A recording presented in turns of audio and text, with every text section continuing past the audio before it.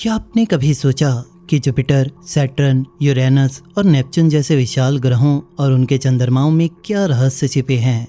Voyager 1 और Voyager 2 ने इन ग्रहों की यात्रा की और ऐसी पहेलियां उजागर की जिन्होंने वैज्ञानिकों को हैरान कर दिया और कॉन्स्पिरेसी थ्योरिस्ट को उत्साहित। क्या ये खोजें हमें किसी एंशिएंट सिविलाइजेशन के निशानों तक ले जा रही हैं, या फिर ये सौरमंडल की उन अनजान शक्तियों का खुलासा करती हैं जो हमारी समझ से परे हैं? क्या वॉयेजर्स ने कुछ ऐसा खोजा जो हमें ब्रह्मांड में हमारी जगह दिखा दे? आइए इस रोमांचक सफर में वॉयेजर की उन खोजों को उजागर करें। वॉयेजर 2 ने 1979 में जुपिटर के चंद्रमा यूरोपा की तस्वीरें ली, जो सौरमंडल के सबसे रहस्यमयी बॉडीज में से एक है। इसकी सतह पर एक चिकनी बर्फ की परत थी जो सूरज की रोशनी में चमक रही थी जैसे कोई विशाल मिरर। लेकिन सबसे हैरान करने वाली बात थी कि इसकी सतह पर दिखने वाली लंबी दरारों जैसी रेखाएं, जिन्हें लीनियां कहा जाता है।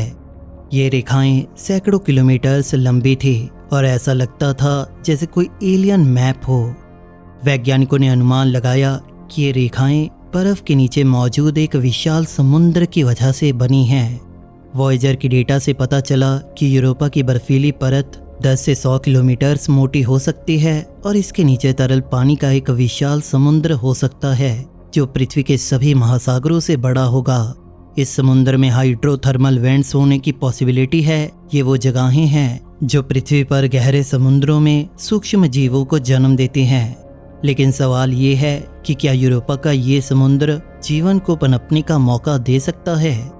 वैज्ञानिकों ने पाया कि जुपिटर का ग्रेविटेशनल पुल और टाइडल फ्लेक्सिंग इस समुद्र को गर्म रखती है, जिससे पानी तरल रूप में रहता है। कुछ थ्योरिस्ट ने यहाँ तक कहा कि यूरोपा की सतह पर दिखने वाली लाल भूरी रेखाएं शायद किसी सूक्ष्म जीव की गतिविधि का नतीजा हो सकते हैं। अगर ये सच है तो क्या वॉयेजर ने अनजाने में सौरमंडल में जीवन का पहला सुराग खोज लिया?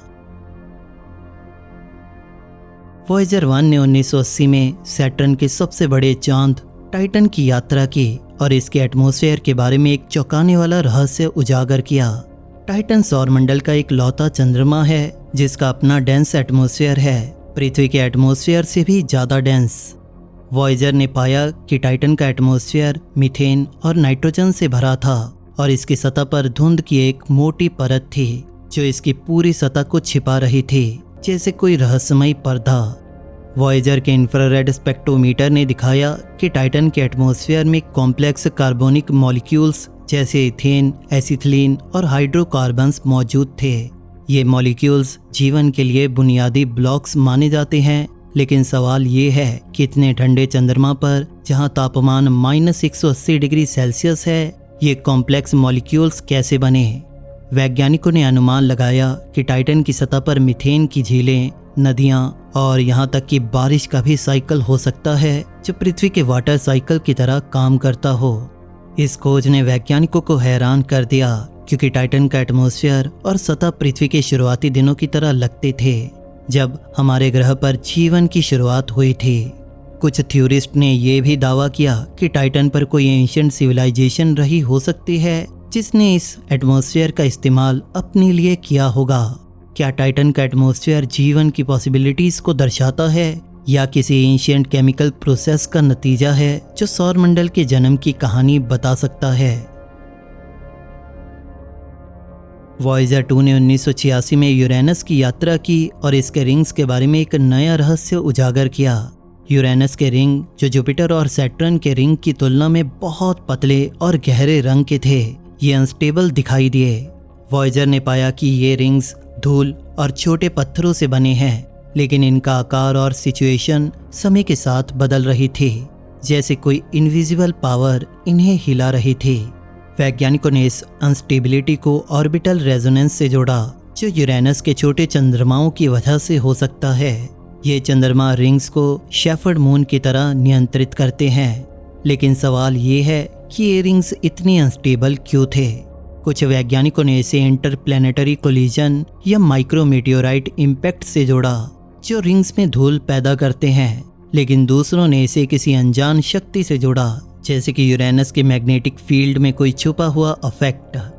कुछ थ्योरिस्ट ने तो यहाँ तक कहा कि ये रिंग्स किसी एंशिएंट सिविलाइजेशन की स्पेस डेब्रिस हो सकते हैं जो यूरेनस की ऑर्बिट में छोड़ दिए गए हों।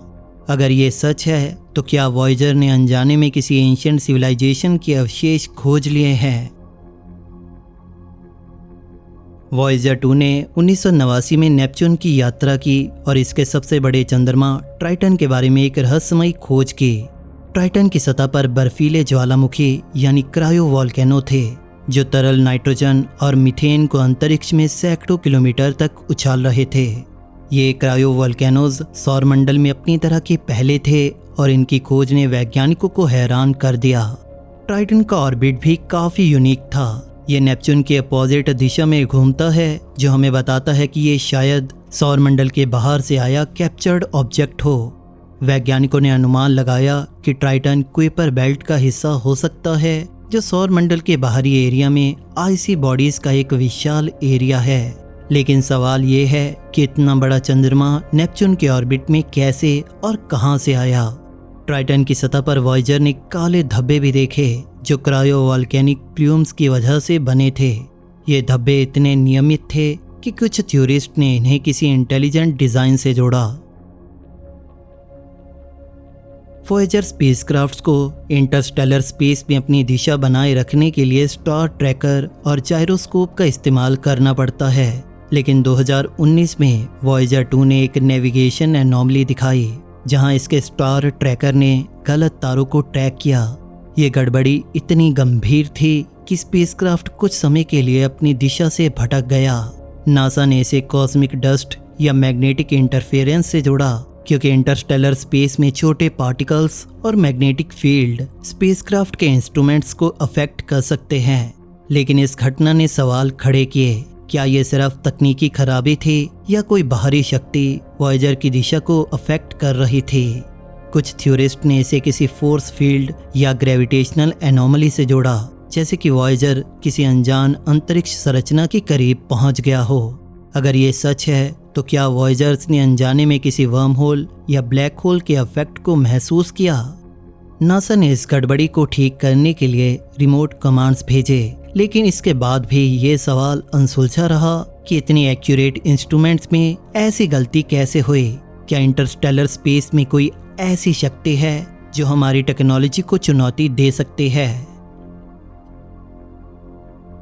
वॉयेजर मिशन ने हमें यूरोपा के बर्फीले समुद्र, टाइटन के एटमॉस्फेयर, यूरेनस के अनस्टेबल रिंग्स और टाइटन के क्रायो वॉल्केनोस जैसे रहस्यों से रूबरू कराया।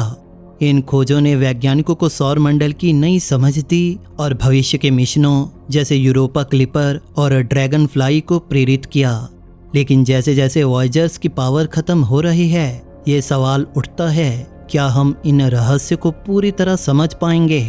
गोल्डन रिकॉर्ड अनंत अंतरिक्ष में तैरते रहेंगे जिसमें पृथ्वी की आवाजें और संदेश रिकॉर्ड हैं। क्या कोई सभ्यता इन्हें ढूंढेगी? और अगर ढूंढेगी तो हमारा पहला इंट्रोडक्शन कैसा होगा? वॉयेजर्स ने हमें सौरमंडल की खूबसूरती और कॉम्प्लेक्सिटी दिखाई, लेकिन इसने नए सवाल भी खड़े किए। क्या हम इन सवालों के जवाब पाने के लिए तैयार हैं या ब्रह्मांड हमें अभी अपनी मिस्ट्री से और हैरान करेगा? वॉयेजर ने हमें सितारों की ओर बढ़ने की प्रेरणा दी। क्या हम ब्रह्मांड के सबसे गहरे रहस्यों को खोलने के लिए तैयार हैं?